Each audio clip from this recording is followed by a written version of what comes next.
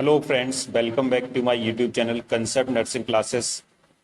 Nursing officer CHO staff nurse के लिए practice test 68 solve करेंगे। क्वेश्चन 1 देखते हैं। In latent phase of labour how much cervix is dilated. प्रसव के लेटेंट स्टेज में गर्भाशय ग्रीवा कितनी डायलेट होती है? 0 to 3 centimetre, 4 to 7 centimetre, 7 to 10 centimetre, less than 12 centimetre. ये जो लेटेंट फेज होती है लेबर की, इसमें पूछा गया है कि जो सर्विक्स होती है कितनी डायलेट हो जाएगी। तो कुछ सेकंड का आपके पास टाइम है, अपना उत्तर सोचिए। तो इसका जो करेक्ट आंसर होगा ऑप्शन ए बिल्कुल सही है। 0 से 3 सेंटीमीटर ये डायलेट हो जाती है लेटेंट स्टेज ऑफ लेबर में। अच्छा, आगे देखते हैं। फर्स्ट स्टेज ऑफ लेबर, तो लेबर की जो फर्स्ट स्टेज होती है उसमें कितनी स्टेज होती हैं? तो लेटेंट फेज होती है, एक्टिव फेज होती है, ट्रांजिशन फेज होती है। तो फर्स्ट स्टेज में होती हैं 3 स्टेज। तो पहला लेटेंट स्टेज में जब देखते हैं तो लेटेंट स्टेज में माइल्ड और शॉर्ट कॉन्ट्रैक्शंस आते हैं। इसमें सर्विक्स 0 से 3 सेंटीमीटर तक खुल जाती है और ये 6 से 8 घंटे तक चलने वाली स्टेज होती है। इसके बाद आती है हमारी एक्टिव फेज। एक्टिव फेज ये मॉडरेट और स्ट्रॉन्ग कॉन्ट्रैक्शन होते हैं। सर्विक्स 4 से 7 सेंटीमीटर तक खुल जाती है और 4 से 6 घंटे इसका समय होता है नली पैरा के लिए, और 2 से ढाई घंटे, 2 से 4 घंटे समय होता है इसका मल्टी पैरा के लिए। इसके बाद जो स्टेज आती है ट्रांजिशन स्टेज जिसको कहते हैं, ये फर्स्ट लेबर की फर्स्ट स्टेज की थर्ड फेज होती है। इसमें क्या होता है, स्ट्रॉन्ग कॉन्ट्रैक्शन आते हैं और सर्विक्स 7 से 10 सेंटीमीटर खुल जाती है। तो यहाँ पर जैसा कि क्वेश्चन में पूछा गया था कि प्रसव के लेटेंट स्टेज में गर्भाशय ग्रीवा कितनी डायलेट होगी, तो ये होगी 0 से 3 सेंटीमीटर, क्योंकि जो लेटेंट स्टेज होती है, लेटेंट फेज होती है पहले फेज की, ये लेटेंट स्टेज कहलाती है। इसके बाद हम अगला क्वेश्चन देखेंगे। The nurse who assisted the vaginal delivery observes that after the delivery, umbilical cord lengthens and gush of blood flows from the vagina. The uterus becomes firm like a hard wall. She documents these observations as the sign of his condition. योनि प्रसव में सहायता करने वाली nurse ने देखा कि प्रसव के बाद गर्भनाल लंबी हो जाती है और योनि से रक्त का प्रवाह होता है। गर्भाशय एक सख्त गेंद की तरह हो जाता है। वह इन अवलोकनों को किस स्थिति के रूप में दर्ज करेगी? ये आपके पास 4 ऑप्शन यहाँ पर दिए गए हैं। Option A uterine atony, option B placenta previa, option C haematoma, option D placental separation. तो यहाँ पर अपना करेक्ट आंसर सोचिए और बताइए। फिर से एक बार क्वेश्चन पढ़ लेते हैं। वेजाइनल डिलीवरी में सहायता करने वाली नर्स ने देखा कि प्रसव के बाद गर्भनाल लंबी हो जाती है और वेजाइना से ब्लीडिंग हो रही है। यूट्रस एक सख्त गेंद की तरह हो गया है। वह इन अवलोकनों को किस रूप में दर्ज करेगी? तो इसका जो करेक्ट आंसर होगा ऑप्शन डी बिल्कुल सही है, प्लेसेंटल सेपरेशन। यहाँ पर इसका कुछ प्लेसेंटा के बारे में और भी चीजें दी गई हैं, उसको हम देखेंगे। प्लेसेंटा प्रीविया एक अवस्था होती है जिसमें क्या प्रॉब्लम होती है, इसको देखते हैं। गर्भावस्था के दौरान होने वाली ऐसी स्थिति जिसमें प्लेसेंटा बच्चे के योनि से बाहर निकलने के पूरे या आंशिक हिस्से को अवरुद्ध कर देता है, और गर्भावस्था के दूसरे भाग में वजाइना से ब्लीडिंग होना इसका सबसे आम लक्षण है। प्लेसेंटा प्रीविया वाले लोगों को आमतौर पर सी सेक्शन डिलीवरी की आवश्यकता होती है। तो इसमें प्लेसेंटा प्रीविया देखा। अब जैसे इसमें एक और ऑप्शन था हीमाटोमा, तो ये हीमाटोमा क्या होता है? तो हीमाटोमा देखते हैं। हेमाटोमा रक्त वाहिका के बाहर रक्त का असामान्य संग्रह है। यह तब होता है जब रक्त वाहिका, धमनी, सिरा या केशिका की दीवार क्षतिग्रस्त हो जाती है और रक्त उन ऊतकों में रिसने लगता है जहां उसे नहीं होना चाहिए। हेमाटोमा छोटा हो सकता है जिसमें सिर्फ खून की एक बूंद हो, या यह बड़ा हो सकता है और बहुत ज्यादा सूजन पैदा कर सकता है। तो इस प्रकार से हम देख सकते हैं यहाँ पर यहाँ पे लाल चकत्ते से पड़ गए हैं, तो ये हीमाटोमा के कारण जो ब्लीडिंग का रिसाव हो जाता है, इसके कारण ही हीमाटोमा हो गया है। अगले क्वेश्चन की ओर देखेंगे। What is the normal FHR between contractions? Normal FHR contraction के समय कितनी होती है? ऑप्शन 1 है 110 to 160 beats per minute, 160 to 170 beats per minute, more than 160 beats per minute, less than 120 beats per minute।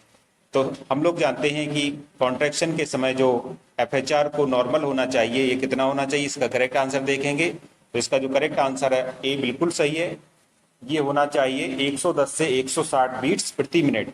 अब नॉर्मल FHR होती है यदि ये 160 तक जाए, और टैकीकार्डिया कहलाएगा यदि 160 के ऊपर हो जाए तो टैकीकार्डिया की कंडीशन बोलेंगे, और 110 से नीचे हो जाए तो इसको FHR को, फीटल हार्ट रेट को ब्रेडीकार्डिया में क्लासीफाई करेंगे। नेक्स्ट क्वेश्चन यहाँ पर देखते हैं, कंप्यूटर से संबंधित क्वेश्चन यहाँ पर आ गया है। Computer monitor is also known as, computer monitor को यह भी कहा जाता है DVD, UVD, VDU, CCTV। तो कंप्यूटर मॉनिटर को कहा जाता है VDU। अभी VDU मीन्स जो फुल फॉर्म होता है, यदि आपको फुल फॉर्म इसका पता चल जाए तो इसको बहुत आसानी से आप कर सकते हैं। VDU मीन्स होता है विजुअल डिस्प्ले यूनिट। तो जो आपको दिखाने के लिए, जो डिस्प्ले करे, आपके सामने डिस्प्ले करे, तो कौन डिस्प्ले करता है? मॉनिटर। इसीलिए इसका करेक्ट आंसर है ऑप्शन 3। अगला प्रश्न देखेंगे, which one is the result of the output given by a computer, computer द्वारा दिए गए आउटपुट का परिणाम क्या है? Data, instructions, excursion, information. तो इसका जो करेक्ट आंसर होगा, जो आउटपुट का परिणाम होता है, ये क्या होता है? इंफॉर्मेशन या जानकारी होता है। Next question, what is the full form of LAMA? LAMA का पूरा नाम क्या है? Option 1 leave against medical advice, leave against medication advice, leave alone with medication application, and fourth option leave against medication apply. इसका जो correct answer होगा leave against medical advice. Correct answer is option 1। तो next question की ओर चलेंगे, Which among the following sign symptoms will be present in a patient with hypovolemia? Hypovolemia वाले मरीज में इनमें से कौन से संकेत या लक्षण होते हैं? ऑप्शन ए 1 है increased heart rate, option 2 hypertension, option 3 bounding pulse, option 4 urine output 30 ml per hour. देखिए, पहले तो आपको ये पता होना चाहिए कि हाइपोवोलेमिया क्या होता है। तो पहले तो आप इसका आंसर दीजिए, अपना उत्तर सोचिए, फिर हम इसका आंसर बताएंगे। देखिए, इसका जो करेक्ट आंसर होगा ऑप्शन 1 बिल्कुल सही है, इंक्रीज्ड हार्ट रेट। अब यहां पर देखेंगे हाइपोवोलेमिया होता क्या है। तो हाइपोवोलेमिया जैसे किसी व्यक्ति को एक्सीडेंट हो जाए या किसी कारण से फ्लूइड लॉस, बॉडी का जब फ्लूइड लॉस हो जाए बहुत अधिक मात्रा में, तो उसमें क्या होता है कि हृदय को शरीर के सभी अंगों तक ऑक्सीजन सप्लाई करने के लिए या ब्लड को सप्लाई करने के लिए ज्यादा वर्क करना पड़ता है। जब ज्यादा वर्क करेगा तो क्या होगा, वो जल्दी जल्दी चलेगा, इसलिए उसकी हार्ट रेट क्या हो जाती है, बढ़ जाती है। इसलिए इसका यहाँ पर जो पहला ऑप्शन है सही है। तो हम लोगों ने इस प्रकार से समझा, बॉडी से फ्लूइड लॉस होना ये हाइपोवोलेमिया कहलाता है। नेक्स्ट क्वेश्चन की ओर चलेंगे, identity versus role. Confusion is the task of which stage of development according to Erikson? Erikson के अनुसार विकास के किस स्तर का कार्य है पहचान वर्सेस भूमिका भ्रम? तो देखिए, ऑप्शन 1 है टोडलर, प्री स्कूल, एडोलेसेंट और एडल्ट। इसमें एरिक्सन का मॉडल है, एरिक्सन का एक विकास का सिद्धांत है। तो विकास के किस स्तर पर उन्होंने बताया identity versus role confusion is the task of which stage? तो किस स्टेज का होता है डेवलपमेंट का? तो इसका जो करेक्ट आंसर होगा ऑप्शन सी बिल्कुल सही है, एडोलेसेंट या किशोर का होता है identity versus role. Next question की ओर चलेंगे, which among the following is the correct method regarding iron supplementation? Iron अनुपूरण के बारे में कौन सा ऑप्शन इनमें से देखेंगे सही है? Take it along with milk, इसे दूध के साथ लें। Take it along with lemon juice, इसे नींबू के साथ लें। Take it along with water, इसे पानी के साथ लें। Option 4 take it along with having food, इसे खाने के बाद लें। तो इसका जो करेक्ट आंसर होगा, आपको बताना है कि आयरन सप्लीमेंटेशन के बारे में क्या सही है। देखते हैं इसका सही आंसर क्या है। तो इसका जो सही आंसर है, take it along with lemon juice, इसे नींबू के साथ लें। तो ऐसा क्यों होता है? ऐसा इसलिए होता है क्योंकि जो विटामिन सी होती है ये आयरन के एब्जॉर्प्शन में सहायक होती है, इसलिए इसको नींबू के साथ लेने से ज्यादा फायदा होगा। अगला क्वेश्चन की ओर चलेंगे। Babita LMP began June 10, her EDD should be which of the following? Babita की पिछली माहवारी 10 जून को हुई, उसकी संभावित प्रसव की तिथि इनमें से कौन होगी? तो देखिए EDD आपको फाइंड करना है। तो पहले तो हम क्या करेंगे कि जो भी डेट हुई है उसको डेट को लिख लिया, तो मैंने 10 जून इस यहाँ पे डेट दी है, ठीक है। फिर इसमें 7 महीना जोड़ लिए, फिर इसके बाद इसमें 9 मंथ ऐड कर देंगे। तो अब ये जब हम इसका टोटल करेंगे तो देखेंगे हमारा जो करेक्ट आंसर होगा, तो 10 और 7 17, तो 17 इसमें क्या आएगा, 9 माह के बाद देखेंगे आंसर। तो यहां पर जो करेक्ट आंसर होगा 17 मार्च 2017 इसका सही आंसर है। अगला क्वेश्चन की ओर चलेंगे। Which is the third nearest planet to the sun? सूर्य के तीसरे निकटतम ग्रह कौन सा है? Jupiter, Mars, Venus, earth.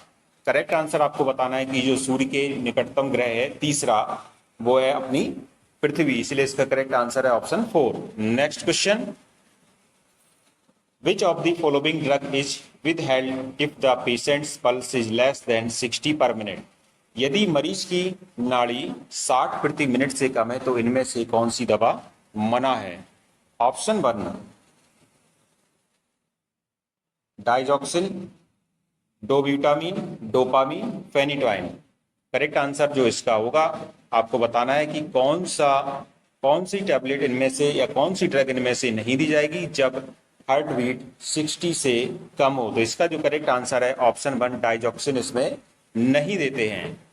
Next question, which of the following is caused due to spasm of coronary artery? Coronary धमनी के संकुचन के कारण इनमें से क्या हो जाता है? देखिए कोरोनरी धमनी के संकुचन के कारण कौन सा प्रॉब्लम होगी ये आपको बताना है। ऑप्शन 1 है stable angina, option 2 variant angina, option 3 unstable angina, option 4 myocardial infarction.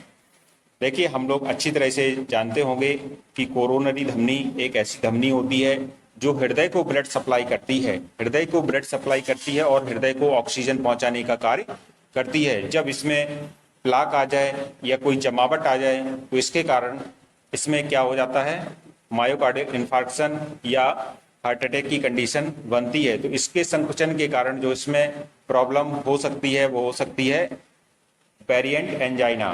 विभिन्न प्रकार के एंजाइना इसमें होने की संभावना हो सकती है। नेक्स्ट क्वेश्चन, ब्रेडन स्केल के प्रयोग द्वारा कौन सी स्थिति का पता लगाया जाता है? ऑप्शन 1 बर्न इंजरी, बेड सोर, muscle strength, anxiety level of patient. देखिए कई प्रकार के हम लोगों ने स्केल पढ़े होंगे, तो इसी प्रकार का एक ब्रेडन स्केल भी है। इसमें आपको बताना है कि ये कब यूज करते हैं। तो इसको जो यूज किया जाता है इसका करेक्ट आंसर होगा ऑप्शन 2 बेड सोर में इसका यूज करते हैं। Next question, in which of the following sites can be obtained scabies mite? इनमें से किस स्थान पर खुजली के गुण पाए जाते हैं? हेयर फॉलिकल्स, स्ट्रेटम कॉर्नियम, सब epidermal, through out the skin layer. Correct answer कौन सा होगा?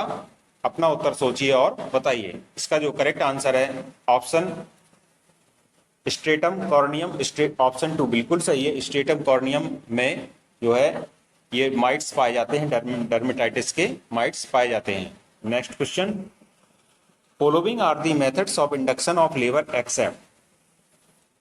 इसके अलावा प्रसव के इंडक्शन की पद्धतियां इनमें से हैं। देखिए एक पद्धति इनमें से नहीं होगी, बाकी सभी पद्धतियां प्रसव के इंडक्शन के लिए होती हैं, लेबर को इंड्यूस करने वाली होती हैं। ऑप्शन 1 है artificial rupture of membrane, option 2 methergine, option 3 oxytocin, option 4 है प्रोस्टाग्लैंडिन। इसमें जो इसका करेक्ट आंसर है, देखिए जब आर्टिफिशियल रप्चर ऑफ मेम्ब्रेन होता है तो इससे तो लेबर इंड्यूस होता है, ये आंसर सही है। ऑक्सीटोसिन तो दिया ही जाता है लेबर को इंड्यूस करने के लिए, कॉन्ट्रैक्शन को इंड्यूस करने के लिए, और प्रोस्टाग्लैंडिन का काम भी होता है लेबर को इंड्यूस करना। जो इसमें नहीं होता है मेथार्जिन, क्योंकि ये ब्लड कंट्रोल में सहायक होता है। Next question, which comfort device is used to prevent foot drop? Foot drop को रोकने के लिए कौन सी कंफर्ट डिवाइस यूज करनी चाहिए या की जाती है? Bed cradle, footboard, sandbag, pillow. तो जब भी फुट ड्रॉप को रोकना हो तो इसमें जो है फुट के आगे बिस्तर पर एक फुटबोर्ड लगा दिया जाता है जिससे कि फुट ड्रॉप की समस्या नहीं होती। तो इसका करेक्ट आंसर है option 2, footboard. Next question, which of the following medication order is immediately and once only administered? इनमें से कौन सा दवा का क्रम तत्काल एवं केवल एक बार दिया जाता है? PN order, state order, single order, standing order. इसमें आपको बताना है कि कौन सा जो दवा का क्रम है वो केवल एक बार और तत्काल देना है, ये है स्टेट ऑर्डर। नेक्स्ट क्वेश्चन की ओर चलेंगे, what is the characteristic play present among toddlers? बच्चों में इनमें से कौन सी विशेषता क्रीड़ा मौजूद रहती है? मींस बच्चों की जो प्ले खेलने की जो एक विशेषता होती है वो आपको बताना है। ऑप्शन 1, ऑनलुकर प्ले, दर्शकों का खेल, पैरेलल प्ले, समानांतर खेल, एसोसिएटिव प्ले, साहचर खेल या नाटक, कोऑपरेटिव प्ले, सहयोगी खेल या नाटक। इसका करेक्ट आंसर होगा ऑप्शन 2, पैरेलल प्ले। अब पैरेलल प्ले में होता क्या है, जैसे यहाँ पे दो बच्चे खेल रहे हो आपस में, तो ये दो बच्चे एक दूसरे का सामान तो लेंगे लेकिन एक दूसरे के खेल में कोई हस्तक्षेप नहीं करेंगे, तो इस प्रकार का खेल कहलाता है पैरेलल प्ले। नेक्स्ट क्वेश्चन की ओर चलेंगे, A young patient is brought to emergency ward due to drug overdose of cocaine following intravenous administration.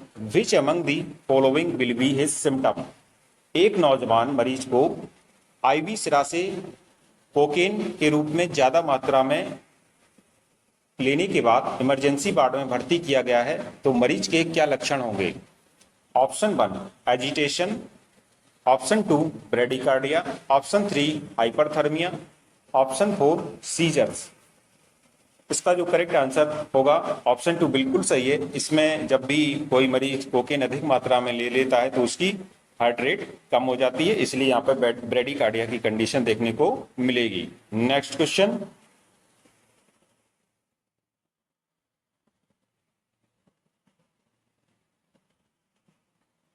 Which of the following is the initial symptom of perforated duodenal ulcer? तो perforated duodenal ulcer के जो प्रारंभिक लक्षण है, initial sign है, वो क्या है? Option 1, hyperpyrexia, mild epigastric pain, projectile vomiting, heartburn. इसका जो करेक्ट आंसर होगा ऑप्शन 2 बिल्कुल सही है, माइल्ड एपिगैस्ट्रिक पेन। ये परफोरेटेड डिओडेनल अल्सर का लक्षण है। अब यदि ये पूछा जाए कभी कि एपिगैस्ट्रिक पेन की ये पोजीशन क्या होगी, तो ये देख सकते हैं कि ये स्टोमक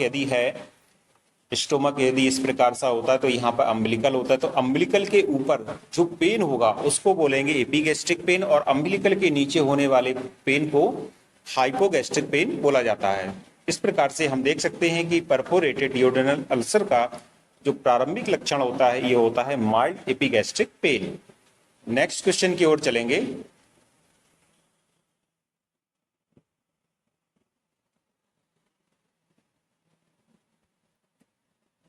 नेक्स्ट क्वेश्चन देखेंगे, specific function of liver is, यकृत का विशिष्ट कार्य है?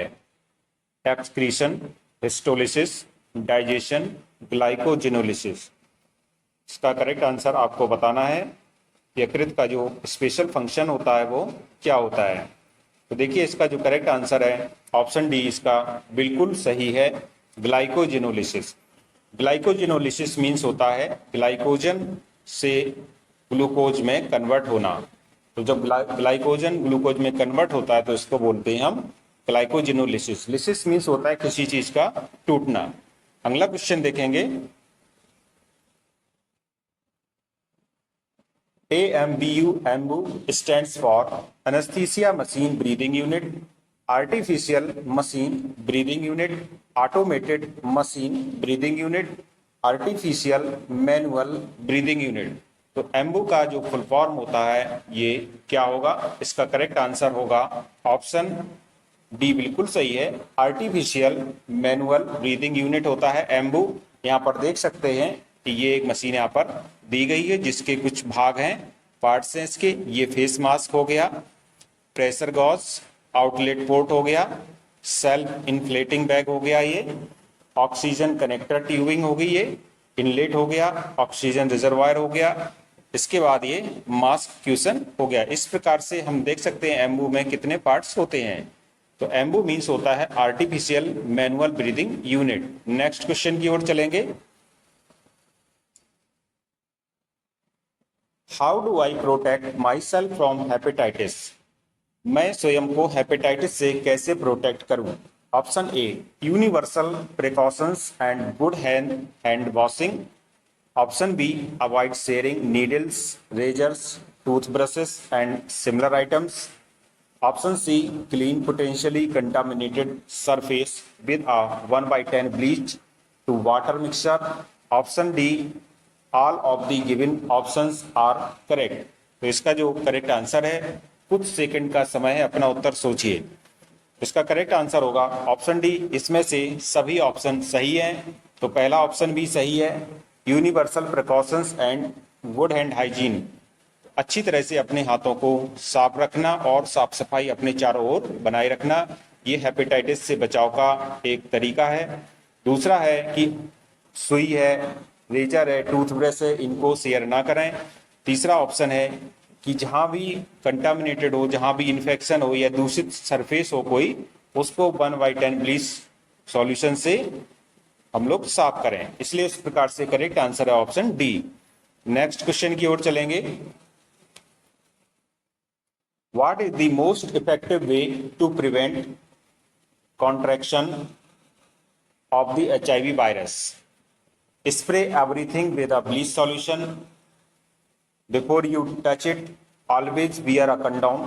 Never share needles. Always practice universal precautions and hand washing. इसका करेक्ट आंसर होगा ऑप्शन बी, बिल्कुल सही है, ऑलवेज वियर अ कंडोम। नेक्स्ट क्वेश्चन, यहाँ पे कुछ और पार्ट्स दिए गए हैं, कुछ और दिए गए हैं आपको जो प्रिकॉशंस हैं जिसको जो कि बचा सकते हैं HIV ट्रांसमिशन से। नेक्स्ट क्वेश्चन की ओर चलेंगे,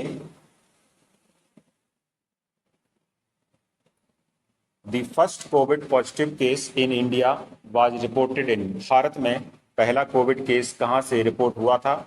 केरल, तमिलनाडु, गुजरात, महाराष्ट्र। करेक्ट आंसर होगा ऑप्शन ए, केरल से।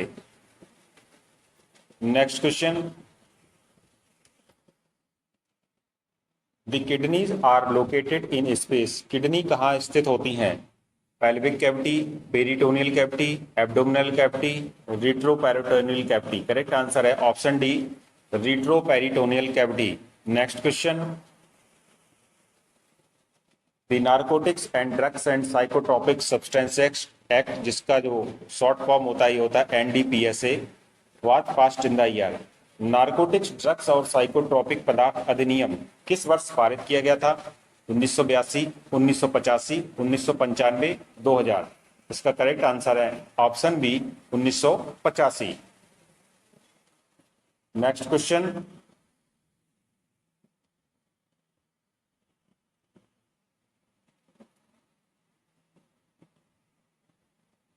a patient in labor has a diagnosis of sickle cell anemia.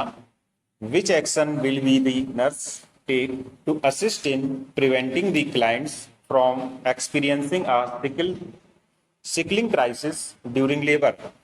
प्रसूति रोगी को सिकल सेल एनीमिया रोग का निदान होता है। प्रसव के दौरान सिकलिंग संकट को अनुभव करने से रोकने में नर्स कौन सी सहायक कार्रवाई करेगी?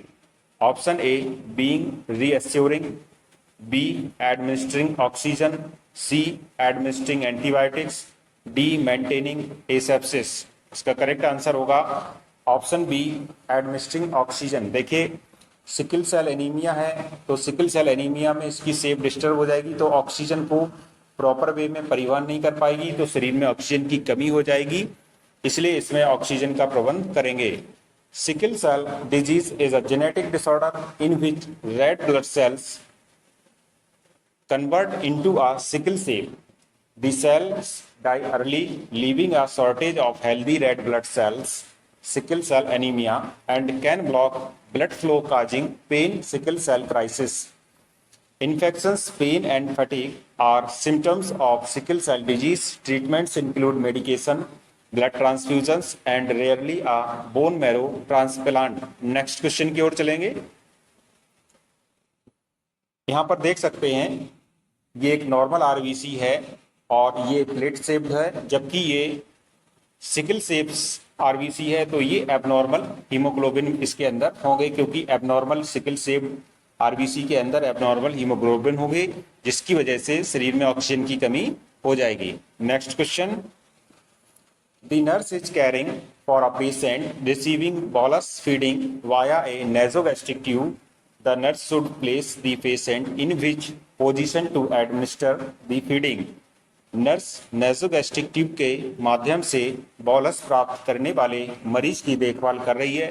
नर्स को रोगी को भोजन देते समय किस स्थिति में रखना चाहिए? Option A supine, B semi Fowler's, C Trendelenburg, D lateral recumbent. इसका करेक्ट आंसर होगा जब नेसोगैस्ट्रिक ट्यूब किसी भी पेशेंट में पड़ी हो तो उसको खाना देते समय या जो बोलस देना है, फीडिंग देना है, तो उसको सेमी फॉलर्स पोजीशन में हम लोग इस प्रकार से रखते हैं कि हल्के से बिस्तर पर उसको टिका देते हैं, तो इसको कहते हैं semi Fowler's position. Correct answer is option B. अगला क्वेश्चन की ओर चलेंगे। देखिए यहाँ पर इसका फिगर भी दिया गया है कि किस प्रकार से पेशेंट को फीडिंग देते समय हम लोग इस प्रकार की पोजीशन में रखते हैं, जिसको सेमी फॉलर्स पोजीशन बोला जाता है। Next question, which of the following is the warning sign of mental illness? Marked changes in eating और स्लीपिंग पैटर्न्स, थिंकिंग और talking about suicide, harming oneself, extreme mood swings, all of the given options. तो ये correct answer आपको बताना है, इनमें से mental illness का जो वार्निंग साइन है तो ये कौन सा है? पहला ऑप्शन है मार्क्ड चेंजेस इन ईटिंग और स्लीपिंग पैटर्न। देखिए जब भी किसी व्यक्ति मानसिक रूप से रोगी होता है तो उसको खाने के पैटर्न उसके चेंज हो जाते हैं और सोने का पैटर्न चेंज हो जाता है, इसलिए पहला ऑप्शन भी सही है। दूसरा ऑप्शन की ओर चलते हैं, उसमें सुसाइडल थॉट्स भी आने लगते हैं, ये भी ऑप्शन सही है। एक्सट्रीम मूड स्विंग होता है, कभी बहुत खुश और कभी बहुत दुखी हो जाता है, तो ये भी बिल्कुल सही है। इस प्रकार से हम देखते हैं कि ये मेंटल इलनेस के सभी वार्निंग साइंस हैं। करेक्ट आंसर इसलिए है ऑप्शन डी। नेक्स्ट क्वेश्चन की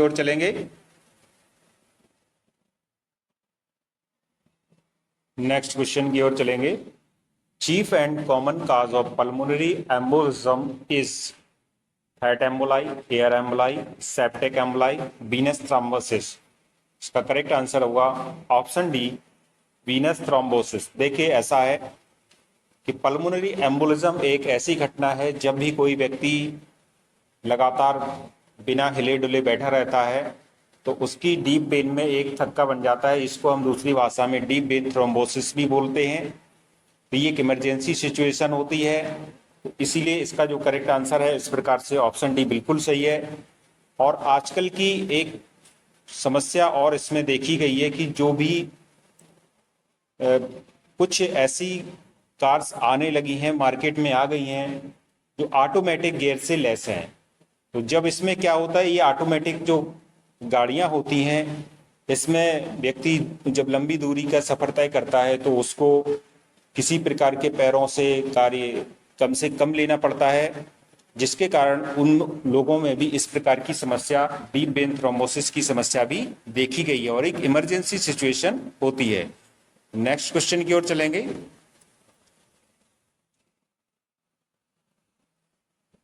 Destruction of the wall of the alveoli is atelectasis, asthma, emphysema, bronchiectasis. इसमें करेक्ट आंसर आपको बताना है कि जो भी वॉल का डिस्ट्रक्शन होता है एल्वियोलाई की वॉल का, उनको क्या बोलते हैं। तो इसका जो करेक्ट आंसर होगा ऑप्शन सी बिल्कुल सही है, emphysema. Emphysema is a chronic lung disease caused by damage to the alveoli, the tiny air sacs in the lung where the exchange of oxygen and carbon dioxide takes place। इसके बारे में यहाँ पर कुछ explanation भी दिया गया है, तो ये देख सकते हैं कि alveolar walls with elastin fibres and ये रप्चर एल्वियोलर वाल्स हम लोग देख सकते हैं, इनकी किस प्रकार से शेप चेंज हो चुकी है। नेक्स्ट क्वेश्चन की ओर चलेंगे। Glucose is absorb in which part of nephrons. तो नेफ्रॉन्स के किस पार्ट में ग्लूकोज का एब्जॉर्प्शन होता है। Option A loop of Henle, option B glomerulus, option C proximal convoluted tubule, option D distal convoluted tubule. तो इस प्रकार से हम देखते हैं कि नेफ्रॉन्स हमारे जो किडनी होती हैं उनकी ये मेन यूनिट होती है, फंक्शनल एंड क्रियात्मक और संरचनात्मक इकाई इसको कहते हैं, functional and structural unit of कहते हैं इसको किडनी की। तो इस प्रकार से जब इसमें ये पूरा जो सिस्टम होता है इसको बाउमन कैप्सूल कहते हैं। ये यहाँ पर जहाँ पर इफरेंट आर्टीरियोल और एफरेंट आर्टीरियोल यहाँ पे दोनों मिक्स होती हैं, इसको ग्लोमेरुलस बोला जाता है, और ये जो होता है इसको लूप ऑफ हेनले बोला जाता है। लेकिन इसमें जो ग्लूकोज का एब्जॉर्प्शन होता है ये कहाँ पर होता है, यहाँ पर पूछा गया है। तो ये होता है proximal convoluted tubule. Proximal convoluted tubule का मतलब है कि जैसे इस प्रकार से लूप ऑफ हेनले का स्ट्रक्चर है, तो ये जो पास का ट्यूब्यूल होता है उसको कहते हैं प्रॉक्सिमल कन्वोल्यूटेड ट्यूब्यूल, और ये दूर का होता है इसको कहते हैं डिस्टल कन्वोल्यूटेड ट्यूब्यूल। तो यहाँ पर जो एब्जॉर्प्शन हो जाता है ग्लूकोज का ये प्रॉक्सिमल कन्वोल्यूटेड ट्यूब्यूल में ही हो जाता है, इसलिए यहाँ का करेक्ट आंसर है ऑप्शन सी। नेक्स्ट क्वेश्चन की ओर चलेंगे। The purpose of Weber test is to assess air conduction, bone conduction, inflammation and infection। तो जो पर्पज होता है वेबर टेस्ट का ये होता है एयर कंडक्शन में। नेक्स्ट क्वेश्चन देखेंगे। What are the indicators of severe burn. Severe burn के इंडिकेटर्स कौन है। Charred skin, no pain, charred skin, pain, blisters and no pain, skin is red, grey and pen.